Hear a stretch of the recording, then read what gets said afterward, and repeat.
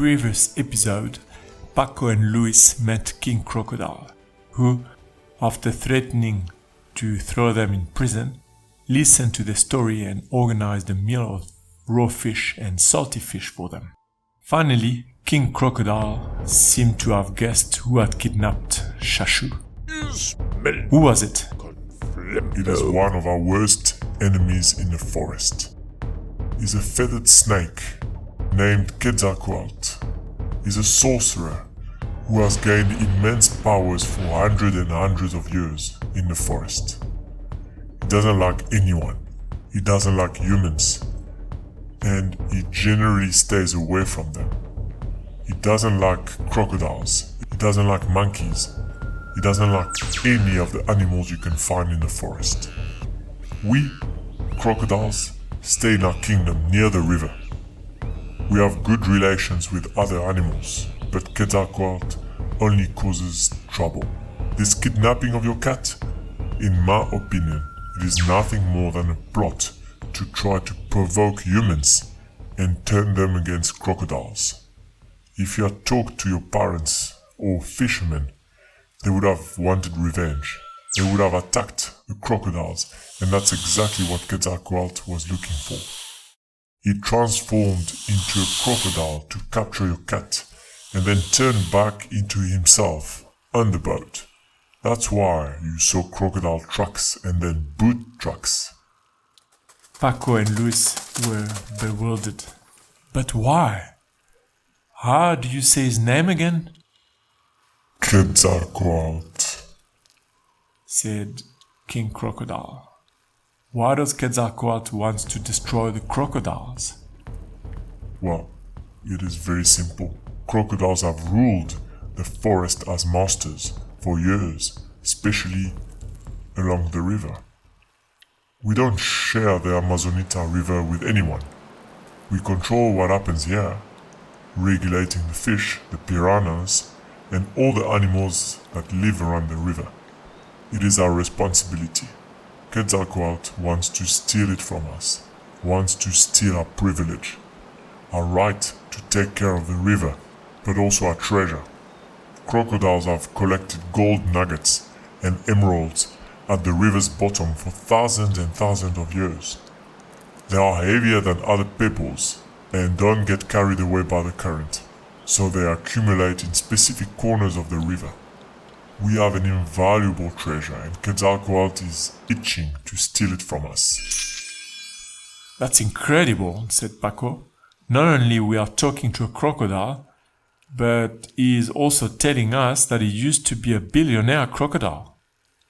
They all burst into laughter, snapping their jaws like crocodiles, all three of them. Paco, Luis, and King Crocodile were learning to appreciate each other, getting to know each other. And they realized they had a common enemy, this famous feathered serpent. As they were still discussing, a crocodile rushed in and started making a lot of noise. King Crocodile got up, went to meet him, and had a long conversation. He looked very worried and returned to the table where they were all sitting. Something has just happened. As I predicted, one of our treasure chests have disappeared. We think Quetzalcóatl committed this crime. He saw us occupied with you, and we let our guards down. We've been robbed. The treasures are fiercely guarded in one of our caves. When you entered our secret passage, it was the treasure guards who intercepted you. It took him only a few minutes to take one of our chests. We now have the same enemy. That cursed feathered serpent who ran away with our treasure and your cat. Come on, friends, up and about. Enough talking, we now need to chase him. But how will we find him? Asked Luis. You need to understand who you're dealing with. He's a sorcerer. He can transform himself. He is both a snake and an eagle, literally and figuratively.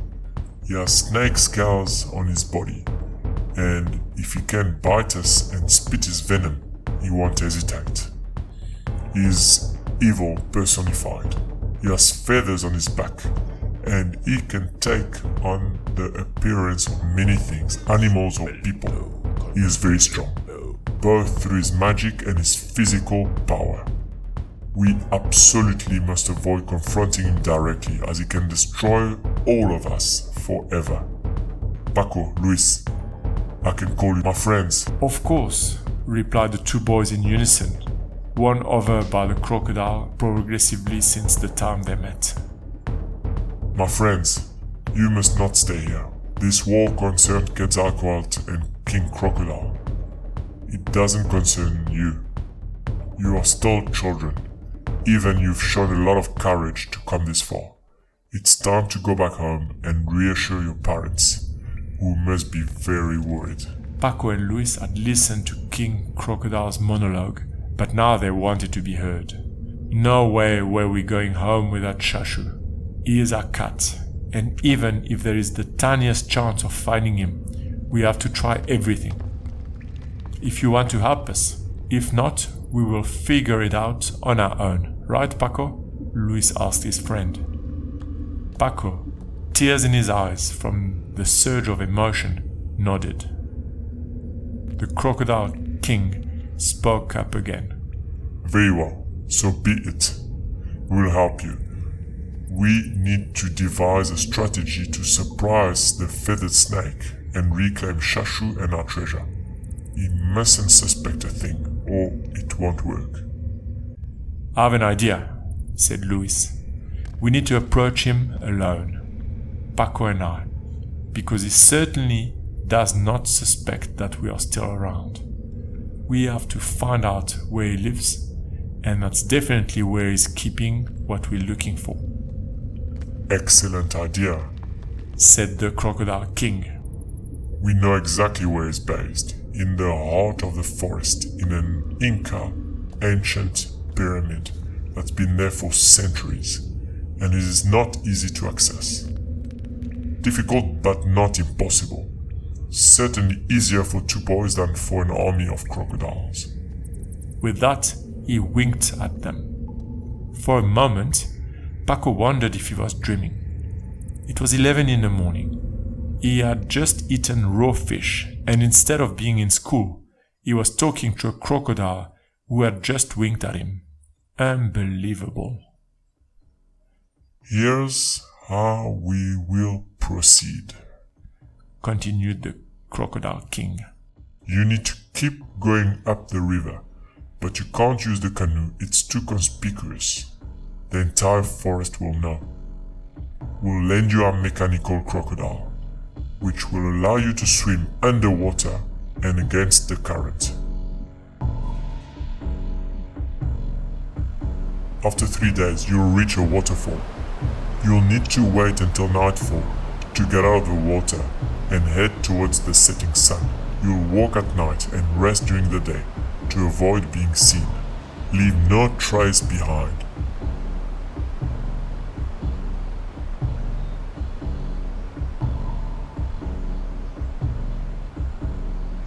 And it is crucial that no one is alerted to your presence. After 2 nights of walking, you'll arrive at the Quetzalcóatl pyramid. The rest is up to you. Once you're there, I can't help you anymore. You'll need to enter the pyramid, outsmart Quetzalcóatl's traps, retrieve our treasure and your cat, and come back here. Come, we must hurry. I'll show you the mechanical crocodile. The mechanical crocodile? What exactly was it? A robot? A machine? A crocodile? Well, you'll find out in the next episode of Paco and Luis's Adventures.